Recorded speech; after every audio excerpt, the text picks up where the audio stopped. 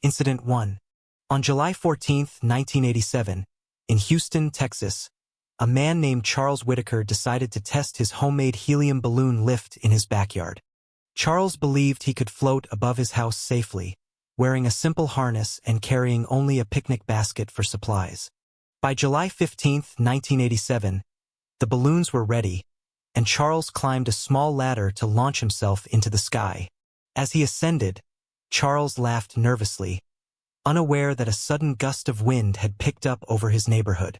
Within minutes on July 15, 1987, he drifted toward a nearby power line, which sparked dangerously near the balloons.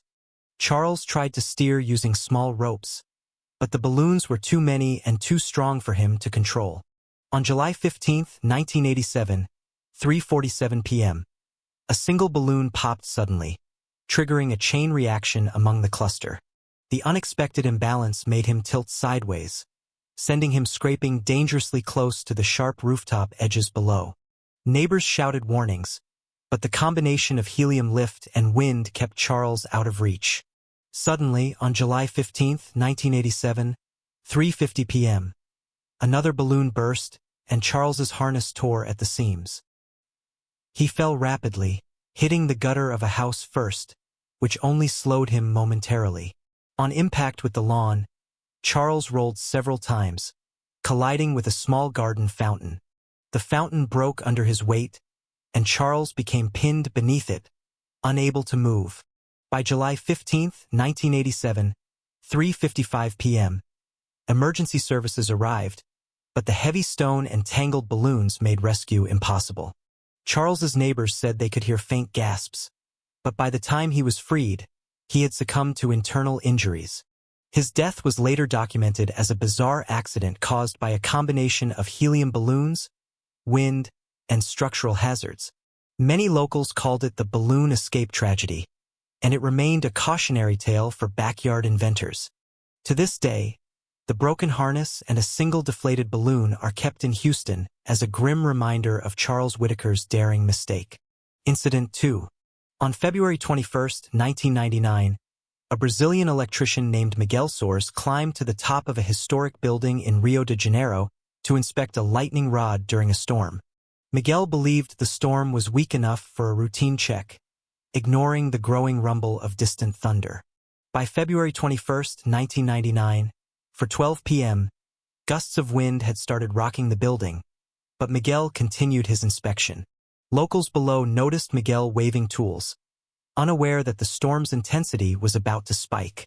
Suddenly, on February 21, 1999, for 15 p.m., a single bolt of lightning struck a nearby pole, sending electricity across the metal railing. Miguel's feet were wet from rain, creating a direct path for electricity through his body. Panicked, he attempted to drop his wrench and grab the railing, but the bolt's current had already paralyzed his muscles. The storm intensified as if mocking his efforts, and raindrops sizzled upon contact with the metal surfaces. By 4:17 p.m., Miguel's body convulsed violently as the current coursed uncontrollably through him. Despite the horror, his eyes remained wide open, reflecting the last lightning strike that framed the city skyline.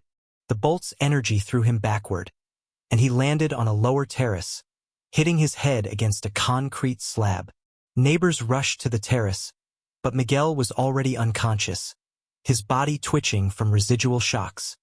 By February 21, 1999, for 25 p.m., paramedics arrived and confirmed that Miguel had succumbed to electrocution and head trauma. The lightning rod had been meant to protect the building, yet it had become the instrument of his death. Local newspapers dubbed the incident the Iron Guardian tragedy, warning electricians of storm dangers. Some witnesses swore the lightning seemed to strike specifically near Miguel, as if guided by fate. Even years later, electricians in Rio treated that building with superstition, hesitating to approach its roof. On February 21, 2005, the anniversary of his death, a plaque was installed on the terrace to remember Miguel Soares' fatal miscalculation. Incident 3. On March 11, 2003, in Tokyo, a scholar named Hiroshi Tanaka, 42, visited a rarely used section of the university library to retrieve an ancient manuscript. Hiroshi carefully stepped onto a small ladder to reach the topmost shelf, unaware the structure had weakened over decades. By March 11, 2003, 2:45 p.m., he grasped the rare manuscript, but his foot nudged a support beam that wobbled ominously. Immediately, the top shelf began to creak, sending dozens of heavy tomes teetering toward him. Hiroshi tried to steady the shelf with his free hand, but the wood splintered under the strain. The ladder shifted beneath him, throwing him off balance and causing him to stumble into the cascade of falling volumes. On March 11, 2003, 2:46 p.m., the full weight of the shelf toppled, pinning Hiroshi under a mountain of textbooks and reference volumes. Librarians heard a loud crash and rushed to the scene, but the heavy debris made it impossible to free him immediately. Hiroshi called out, but his voice was barely audible over the shifting of books and the splintering timber.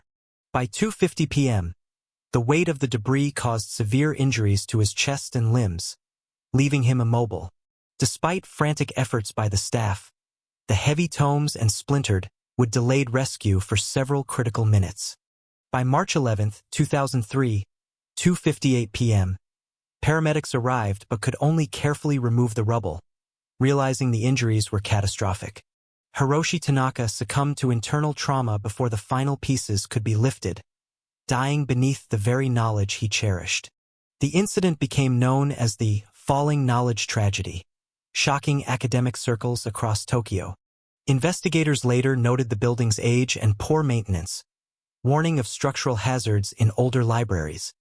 Students recounted hearing loud crashes before seeing a flood of books hit the floor in a terrifying cascade.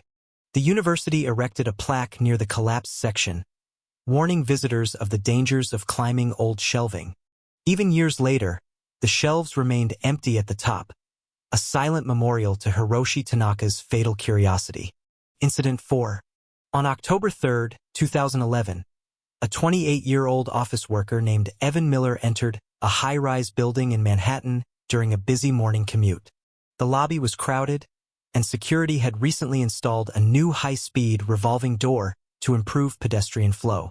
As Evan stepped in, the door suddenly accelerated, spinning faster than usual due to a malfunction in the motor. By October 3, 2011, 8:32 a.m., his briefcase jammed between the panels, causing him to stumble and catch a hand on the edge.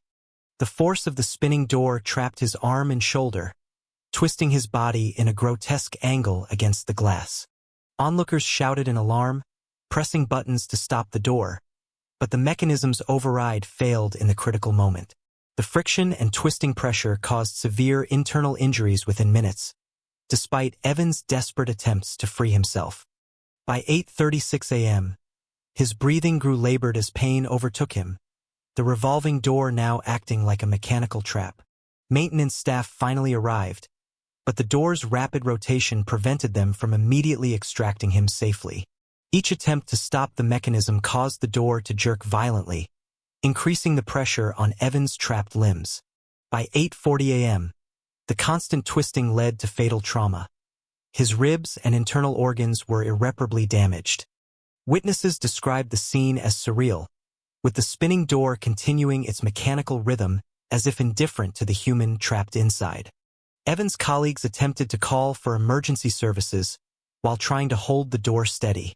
By 8:45 a.m., paramedics arrived, but Evan had already succumbed to the injuries inflicted by the relentless spinning mechanism. The building was temporarily evacuated, and the door was later inspected and permanently disabled for safety. The incident sparked widespread attention in local news, warning office workers about the dangers of high-speed revolving doors. Even years later, employees recalled the horrific sound of the spinning door and Evan's last desperate cries. On October 3, 2012, a small plaque was installed near the lobby, commemorating Evan Miller and warning others to respect mechanical hazards. Incident 5. On June 18, 2015, a 22-year-old college student named Minjun Lee visited a bustling arcade in downtown Seoul after a long day of classes. The arcade was crowded, with neon lights flashing and the low hum of dozens of gaming machines filling the air.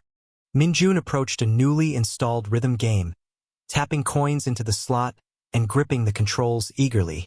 Unbeknownst to him, a hidden wiring fault had left the machine dangerously charged, exposed behind the control panel. As he began playing at 6:37 p.m., a sudden jolt of electricity surged through the controls, catching him completely off guard. He froze mid-game, eyes wide in shock, muscles locking as the current coursed violently through his body. Patrons around him screamed, some attempting to pull him free, but the electrified metal prevented immediate contact. The current intensified, causing his chest to convulse with every pulse of the machine's malfunctioning wiring. By 6:42 p.m., the electricity had caused fatal cardiac arrest, despite frantic efforts from arcade staff to cut power. The machine continued to hum lightly, as if mocking the chaos it had caused just moments before. Police later confirmed that the wiring had been improperly installed during a rushed delivery and setup. Minjun's friends recalled the horrifying sight of his body jerking uncontrollably as he struggled against the invisible force. The arcade was shut down temporarily, with all machines inspected and faulty units removed from circulation.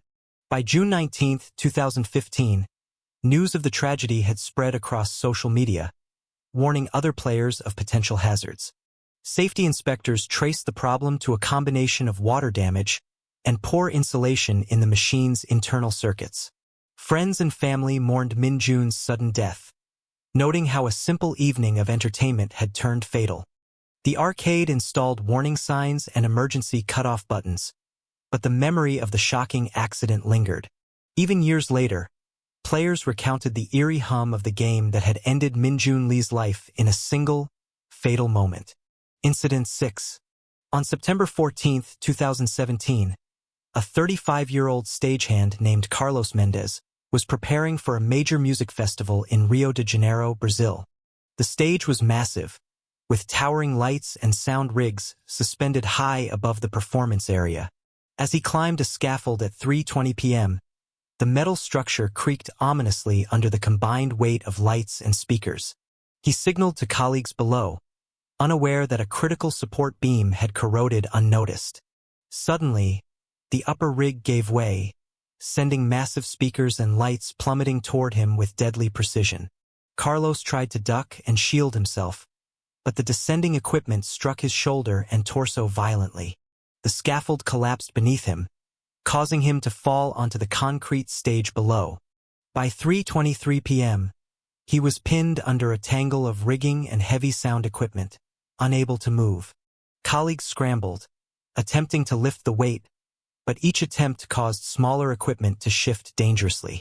The impact had caused severe internal injuries, and Carlos' movements grew weaker as he struggled for air. By 3:28 p.m., paramedics arrived, carefully removing equipment, but the damage to his body was irreversible. Carlos Mendez succumbed to crushing trauma, his final moments marked by the deafening echoes of collapsing stage gear. The music festival was postponed, and engineers inspected all remaining stages for potential hazards.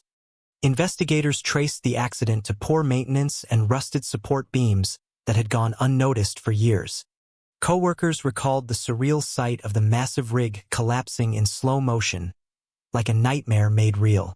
By September 15, 2017, the tragedy had made headlines, warning other stage crews worldwide about structural dangers.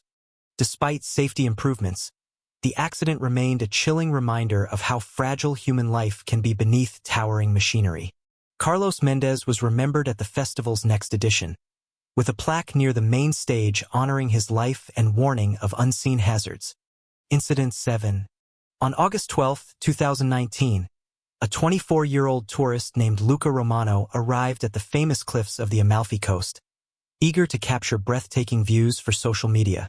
The sun was setting, casting orange and purple hues across the rocky coastline, creating the perfect backdrop for photos. Luca ignored warning signs marking unstable ledges, drawn by the thrill of taking the perfect selfie at 7:15 p.m. He moved closer to the edge, balancing precariously on jagged rocks, as waves crashed violently below. As he crouched for a low-angle selfie, A loose rock shifted beneath his foot without warning. He tried to regain balance, flailing his arms wildly, but gravity had already claimed him. The fall spanned roughly 60 feet, each jagged rock scraping and puncturing as he tumbled downward. Tourists nearby screamed in terror, some frozen, others trying in vain to shout warnings. By 7:18 p.m., Luca had struck the water at the base, waves slamming him against sharp rocks. The impact caused immediate fatal trauma, and he sank beneath the waves almost instantly. Rescue teams arrived minutes later, but the treacherous rocks and strong currents made recovery impossible without delay. Local authorities confirmed that the ledge Luca had stood on was notoriously unstable, eroded by years of wind and rain. Friends and family were notified, devastated that a single moment of thrill had ended in tragedy. The cliff was cordoned off temporarily, and warning signs were reinforced with bright paint and barriers. By August 13, 2019, the story had gone viral online, sparking debates about dangerous selfies and tourist safety. Authorities reminded visitors that even picturesque locations could harbor deadly risks, especially near high cliffs. The Amalfi Coast would forever remember Luca Romano, whose final photo was never shared but cost him his life. Even years later, hikers spoke in hushed tones about the deadly cliff edge and the tragic story of a young man chasing a perfect selfie.